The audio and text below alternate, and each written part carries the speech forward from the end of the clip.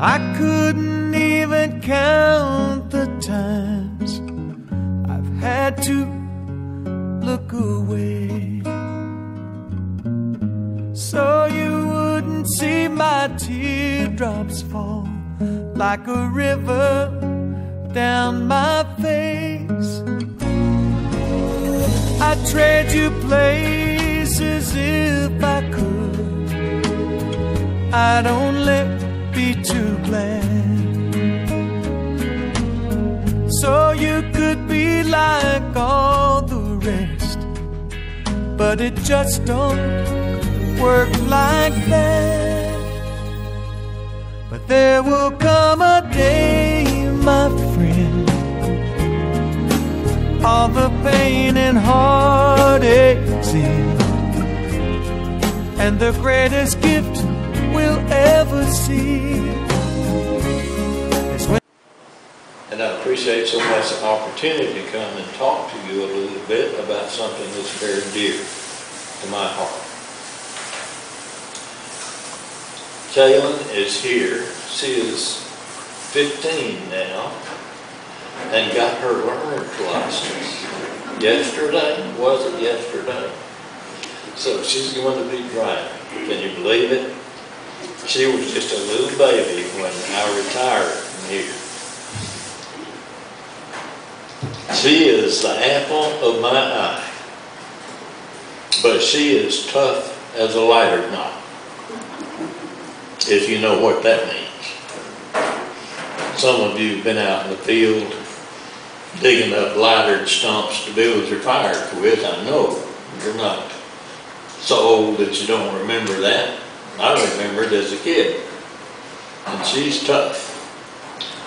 She has a needle in her body 24 hours a day, 7 days a week. And she wears a little pump that pumps insulin into her body through that needle that she wears in her body. Some of you have already looked at the survival kit up here, and you've asked me what it is. It's what she uses to survive. She has to use all of these things most every week, and some every day. And some of them she has to use several times a day. She pricks her fingers to draw blood approximately 6 to 10 times a day. And she has to use the pump. She tells it how much insulin to dispense in her body. She counts carbohydrates when she sits down to eat, and everything that she consumes has to be counted. Carbohydrates have to be counted, and then she has to give herself insulin for the carbohydrates she consumes at each meal and at each snack. Like I said, she's tough. I don't know if I could be as tough as she is not. But she has taken this like a little trooper. She was diagnosed when she was 6 years old. I can remember rushing her to the hospital out to the north side of town. And I was telling my son who was driving, I was saying, hurry up, get on it. This is an emergency. Her blood sugar was so high that she was in danger of going into ketoacidosis, which can be fatal. But we got her to the hospital and they got her on a regimen. We gave her injections for about 2 or 3 years, and then she was able to go on the pump. And if you want to look at this survival kit before you leave, you can see a pump and the needles and everything she uses to survive.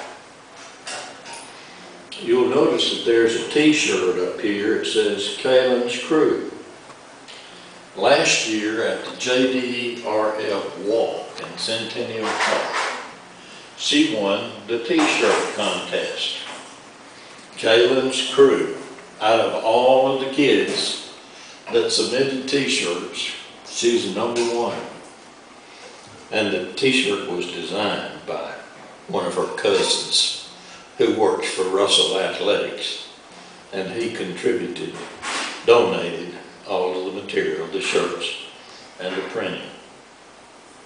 So we have a good network of family members who support us, and we are certainly grateful for this. This book is a collection of stories that I kept through the years. Some of them I kept from Texas, some of them are from here. And through the years I just kept a file and kept throwing those little clips into a file. And I thought one day I'm going to need those. And the time came that I felt like the Lord was leading me to put them in print. So I was wondering, you know what, who will want one of these things? Maybe some of my family members, but I never had any dreams about selling the book. I was going to give it away. And then I had the idea, why not use it for juvenile diabetes research? And so that's the right. How about, do you have many friends in school that have diabetes? And how do you help them in any way? In our school there's 5. None of them I know really as friends. Do you, does it create any problems for you? Do you have to hide it, or do most of your friends know that you have diabetes? Is that any problem for you?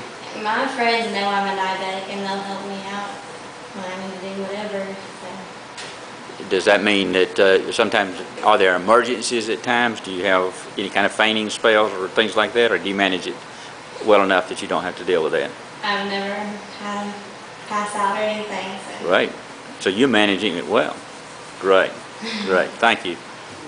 Because my blood sugar gets too high and she has to take care of that, and she has a really bad headache when that happens, and can't think clearly, and so she has to go to the nurse. And all schools have nurses now at this time. And then there are other times when the blood sugar is too low and she has to get that blood sugar up immediately. So she has to drink so much juice or glucose tablet. She usually drinks the juice, waits 15 minutes, checks that blood sugar again, and if it's up, then she has to eat something, whether she's hungry or not, to keep that blood sugar up. So she misses lots of times in her classes, but her teachers have been very good about letting her make up what she has missed. And they have been wonderful about that, and we're very thankful for that. We work closely with them to help them know what diabetes means and what can happen if it's not taken care of properly. So we're very thankful for the teachers that we have in Coweta County. You fly so free. I pray it won't be very long.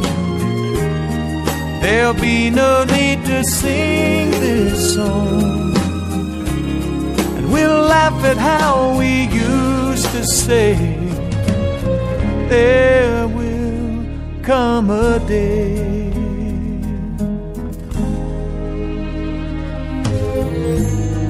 You never stop impressing me with quiet strength and faith, living life with your head held high and a heart so full of grace.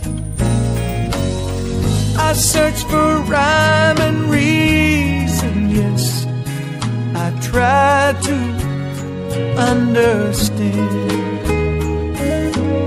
and try not to worry about those things that are out of our hands. But there will come a day, my friend, all the pain and heartaches end, and the greatest gift we'll ever see